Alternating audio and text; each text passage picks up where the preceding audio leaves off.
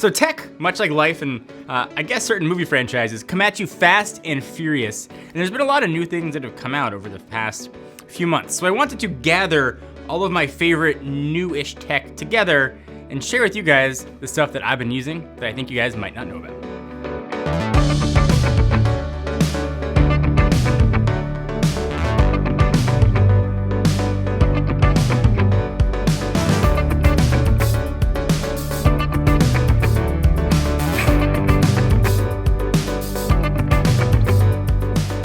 All right, so these are Sony LinkBuds. I'm gonna start with a real quick story. I had to do a press brief with Sony to introduce LinkBuds to me.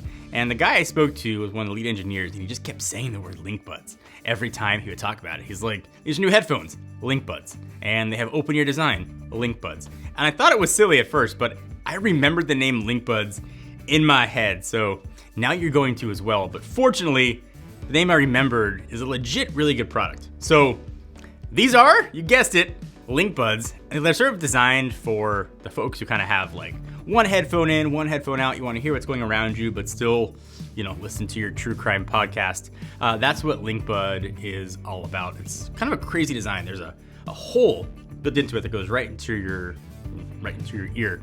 It's a really unique design. The audio quality is really good. It's obviously not noise canceling for music because there's a big hole, but the microphones will help cancel in outside noise when you're on a phone call or something. LinkBuds. They do a really nice job doing sort of all of those things together. They're not going to replace your sort of over-the-ear headphones, LinkBuds, but they also have a really cool way of interacting with the headphones. Instead of actually tapping a little thing on the LinkBuds, you can actually tap your cheek or sort of use your face as where you'd go to change volume and tracks and that kind of stuff. It sounds silly, LinkBuds, but it works incredibly LinkBuds well. I love these things. They're $179. If you're in the market for new LinkBuds, you should definitely check out the LinkBuds. I'm doing it too. They're really good though. Don't let the jokes fool you. They're an awesome design. IPX4 water resistant, 5-hour battery life. They're pretty cool. Spin coffee machine. I ordered this back, must have been like a year and a half ago, and honestly completely forgot that I had ordered it, and then it showed up at my house. So I figured I paid for it, I'm going to try it. This is a weird way to make coffee. How that works, it goes inside and then sort of a centrifugal force that gets spun, and the water goes in and sort of uses the pressure to push out through those holes in the pods. Spin does that, but without the pods and using your own beans. It'll spin the coffee really fast, push the water through it, you get a really cool tasting coffee. There's also like a marketplace where they'll sell you beans and automatically ship them to you and that kind of stuff. I use my own coffee. I like that it can make different coffee drinks, espressos and that kind of stuff, but also it makes a real cup of coffee, which, believe it or not, it's hard to find on some of these fancy machines. They just make super crazy drinks, but you can't get just like a normal giant mug of coffee. Coffee tastes really good. I wish that the water carafe was bigger. My wife and I have 2 cups of coffee each in the morning, and it'll make 3 cups, so I have to fill it up.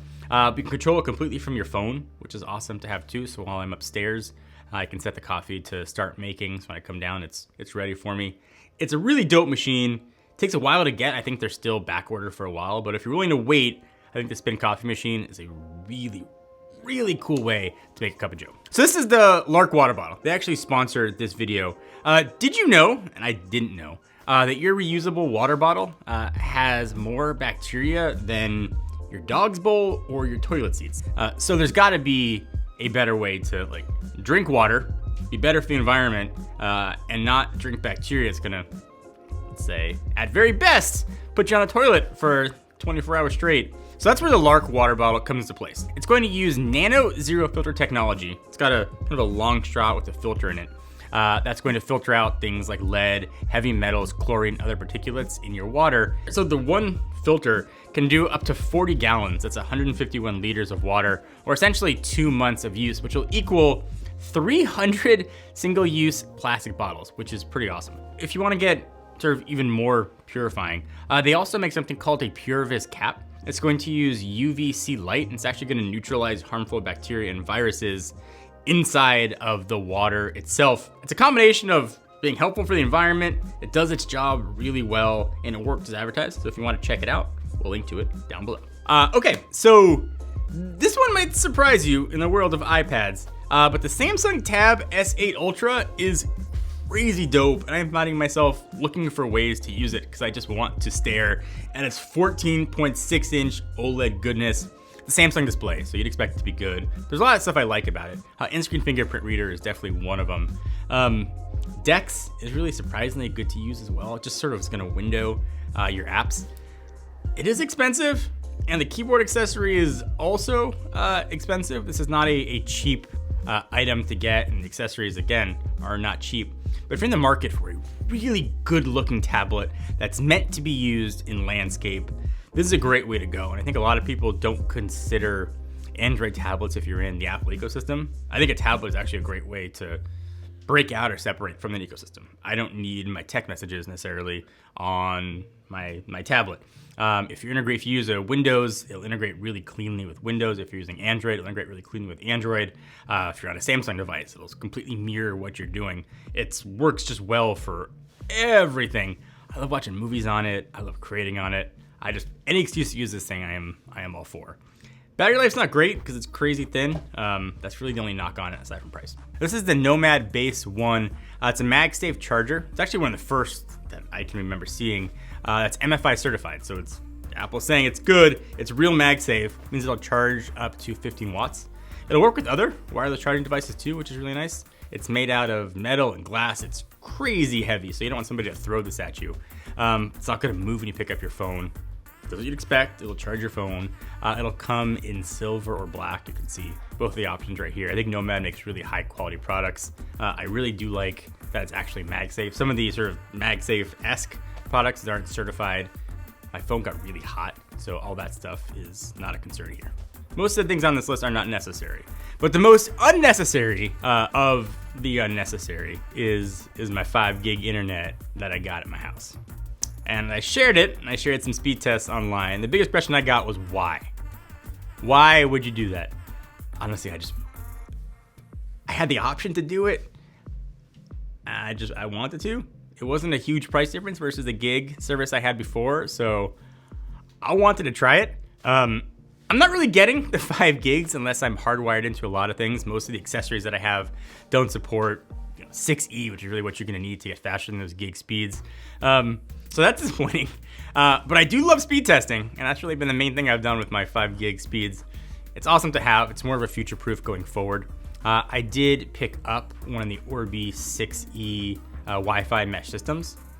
But again, nothing I really have is 6E speed, so I'm not generally getting that. What I am getting on Wi-Fi though, is generally now a solid gig speed up and down, which is awesome. That's not what I got before. When I had my gig internet with my just Wi-Fi 6 mesh system, I got maybe 200 or 300, which is still crazy fast, but now I'm getting faster. And again, I know it's unnecessary. I get it. I wanted to try it, so I did the thing. Speaking of unnecessary, how about Mac Studio and Studio Display? I love what Apple did with the Mac Studio, how they made, depending on who you ask, either a Mac Pro Mini or a Mac Mini Pro, but this thing is a screaming beast. I love the industrial cube style design. I love the power you can get with the Ultra chip in there.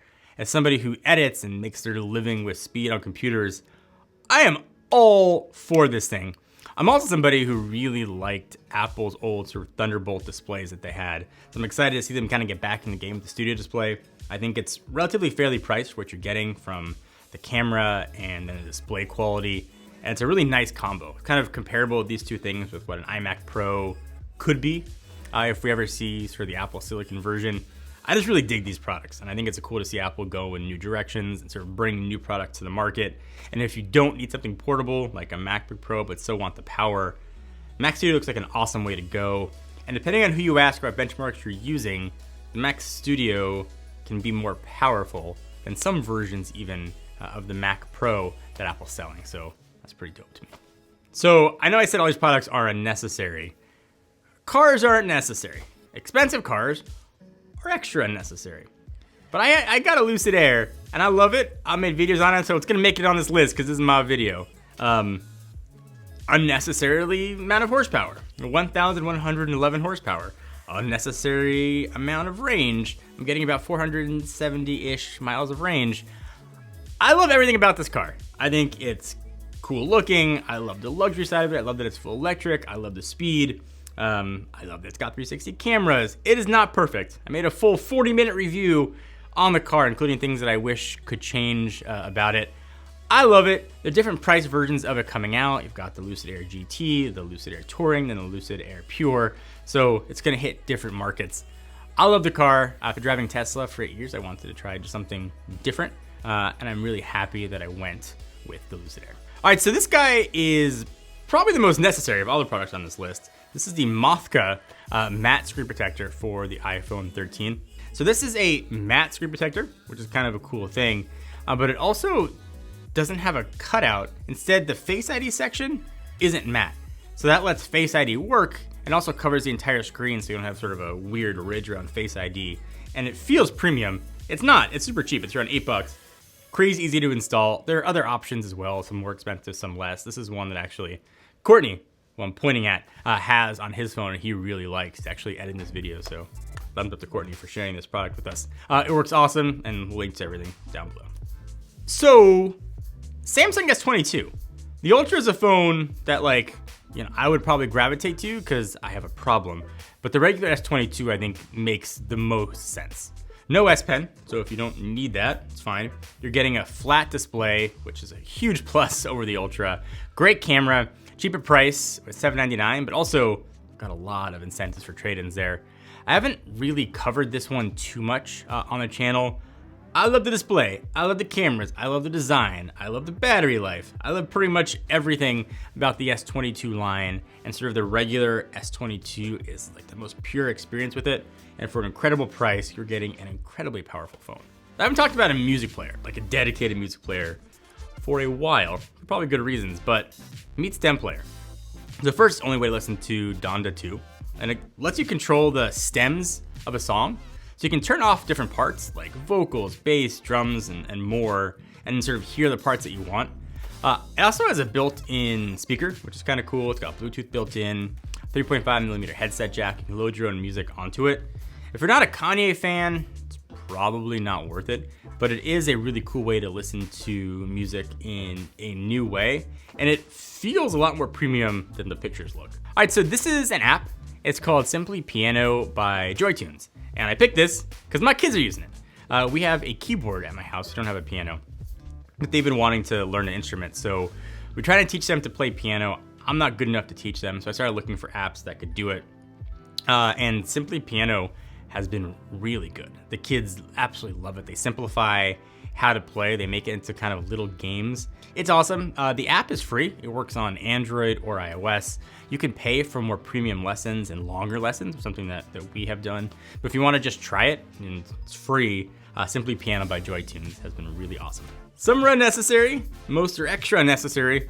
Some are cool, some maybe are not cool to you, but it's stuff that I love, that I've been using. If there's like one thing that is jamming to you that you think the world should know about, let me know in the comments. And if you like this style of video, we'll have more of them coming your way.